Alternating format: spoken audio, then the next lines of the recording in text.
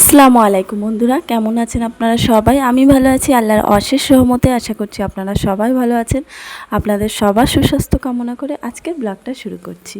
তো সকালবেলায় উঠেই যে কাজগুলো আমি করি, তো সেগুলো তো করবই, তাই না? এছাড়া আর কী দেখাবো বলেন আমার এই ডেইলি ব্লগের মধ্যে। তো যাই হোক, আজকে সকালের কিছু কাজকাম আপনাদের সঙ্গে শেয়ার করব। বলতে পারেন মর্নিং রুটিন এটা আমার, তো সেটাই শেয়ার করব আপনাদের সঙ্গে। তো এখানে আমি এখন হচ্ছে কি বাড়ির সামনে যেটা, সেটা ঝাড় দিয়ে নিচ্ছি পরিষ্কার করে সুন্দর করে।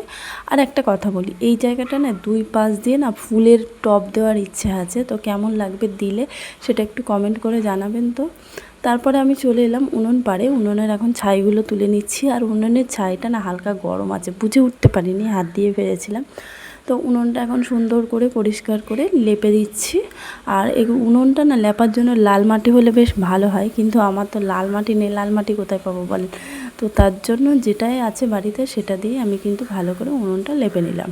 তো আমার মোটামুটি সকালের ঘর গোছানো, ঘর ঝাড় দেওয়া, উঠোন ঝাড় দেওয়া হয়ে গেছে, আর উনুন পাড়ও লেপা হয়ে গেছে।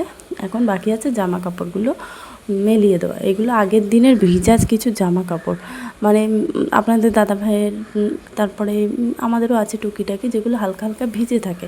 তো একটু রোদ না খাওয়ালে হয় না, আর রোদ খাওয়াচ্ছিলাম। আর এদিকে সবজিওয়ালা চলে এসেছে, তো গিয়ে কিছু সবজি নিয়ে নিলাম, একটু পেঁয়াজের কালি নিলাম, আর একটু কচু নিলাম, একটু আলু নিলাম, এই আর কি। যাই হোক, তারপরে চলে এলাম সোজা কলপাড়ে। কলপাড়ে এসে আমি এখানে এখন পানির বোতলগুলো সমস্ত ভরে নিচ্ছি। তো পানির বোতলগুলো ভরে আমাকে রাখতে হয়, কারণ আমাদের অন্য কিছুতে আর পানি খায় না, সবাই কিন্তু এই পানির বোতলগুলোতেই পানি খায়। তো তার জন্য এই পানির বোতলগুলো একে একে সব ভরে নিলাম। আর এখন থালা বাসন যে কটা ছিল সব নিয়ে বসে পড়েছি। আজকে অনেক কটা থালাবাটি হয়ে গেছে, কারণ রাত্রে কিছু কিছু মেজে রাখি, কিন্তু সেটা আর হয়নি। তার জন্য সকালবেলা কিন্তু প্রচুর পরিমাণে থালা বাসন হয়ে গেছিলো। তো এখন সমস্ত কাজকাম কমপ্লিট হয়ে গেছে, আর এখন আমি করে নিচ্ছি ব্রাশ করা হয়ে গেছে। এখন একটু এই যে জলিমলি টলিফিশদের একটু দেখতে এলাম। তারপরে এখন করে নেবে চিয়া সিড। আপনাদের দাদাভাই তো এখন উঠবে না, ওর জন্য ভিজিয়ে রেখে দেবো ফ্রিজের মধ্যে। আর আমারটা আমি এখন করে খেয়ে নেব, মানে 10 মিনিট পরে আর কি খাবো। এখন গুলে রাখছি। তো একটু পানি নিয়ে নিলাম, আর সঙ্গে নিয়ে নিলাম চিয়া সিড। আর আমি না, জানেন তো, এই চিয়া সিডের মধ্যে কিন্তু আমি কোনো রকম কিছু চিনি টিনি অ্যাপ্লাই করি না, এমনি শুধুই খেয়ে নিই। আর আগে একটু মধু ছিল, মধু খেতাম, কিন্তু এখন তো মধুটা আর কেনা হয়নি, যেহেতু একটু টাকা পয়সার সমস্যা যাচ্ছে, ওর জন্য মধুটা কিনবো আবার। টাকা পয়সা এখনও পাইনি, পেলে মধুটা কিনবো। তো এখানে চিয়া সিডটা গুলে নিলাম, গুলে রেখে দিলাম। এটাও কিন্তু আমি পরে খেয়ে নেব। তো হয়ে গেছে 10 মিনিট পরে আমি এখন চিয়া সিডটা খেয়ে নেব। তারপরে আমি করে নেব হচ্ছে আব্বার জন্য একটু চা। তো আব্বার জন্য চা করেছিলাম, কিন্তু আব্বার জন্য চা করে আব্বাকে যখন ডাকতে গেলাম, আব্বা যেহেতু দিদিদের বাড়িতে ঘুমায়, তো আব্বাকে যখন ডাকতে গেলাম তখন দেখি আব্বা নাকি দিদিদের বাড়িতে চা খেয়েছে। তো মাঝে মাঝে দিদি, মানে আমার যা, আব্বাকে চা দেয় সকালবেলা। তো যাই হোক, চা তো সেই চাটা বেঁচে গেছিলো, আমি খেয়ে নিলাম। আর এখানে কিছু কালকের মিষ্টি ছিল, আর কিছু ফল ছিল, যেগুলো কেটে সুন্দর করে আমি গুছিয়ে রেখে দিলাম। আর এখন আপনাদের দাদাভাই উঠে পড়েছে, আর বাবাইকে এখানে দেখেন তোলার চেষ্টা করছি। ও কোনো মতেই উঠবে না, কিন্তু ওকে আমি তোলার চেষ্টা করছি। যাই হোক, তুলে দিলাম, রাগ ঝাল করে বেরিয়ে গেল। তারপরে ও এখন গেল ব্রাশ করবে, তারপরে একটু ঘুরবে, একটু মাছেদের সঙ্গে কথা বলবে, তারপরে কিন্তু ও আসবে খেতে। আর এই ফাঁকে আমি কিন্তু বিছানা কাঁথাগুলো সুন্দর করে গুছিয়ে নিচ্ছি। আর এই বেড কভারটা মাত্র একদিন হলো পেতেছি, তার জন্য বেড কভারটা তুললাম না, জাস্ট একটু গুছিয়ে দিলাম। আর এই বেড কভারটা কালকে আমি চেঞ্জ করে দেবো, আজকে চেঞ্জ করলাম না, কারণ একদম পরিষ্কার আছে বেড কভারটা। আর দেখি যদি।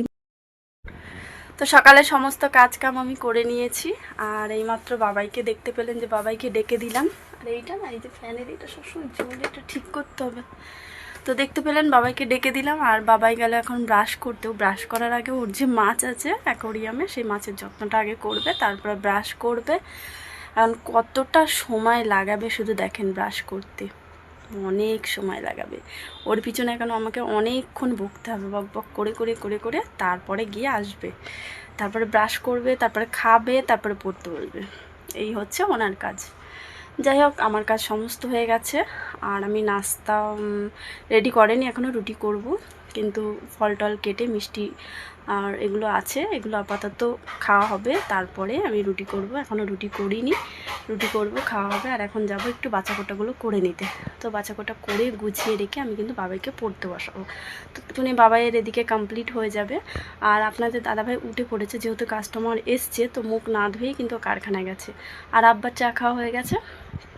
তো এখন আমি যাব, গিয়ে বাচ্চাকোটাটা করে নিই, করে গুছিয়ে তারপরে আবার আপনাদের সঙ্গে দেখা হচ্ছে। চলে। তো বাবার জন্য এখানে ম্যাগি রান্না করে নিচ্ছি। তো এই যে বাবাইকে এখানে খেতে দিয়ে দিয়েছি, ম্যাগি করে দিয়েছি, আর এখানে কিছু ফল দিয়ে দিয়েছি, কলা আর লেবু। এখন খেয়ে নিচ্ছে।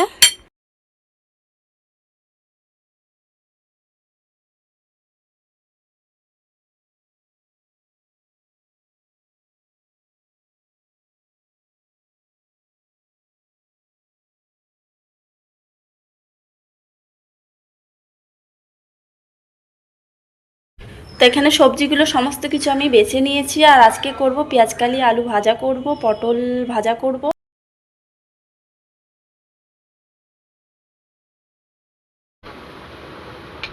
তো এই যে আপনাদের দাদাভাইকেও খেতে দিয়ে দিলাম। আগে কেউ ফল খায়। তো এখানে রুটি আর আলু ভাজা করে দিলাম।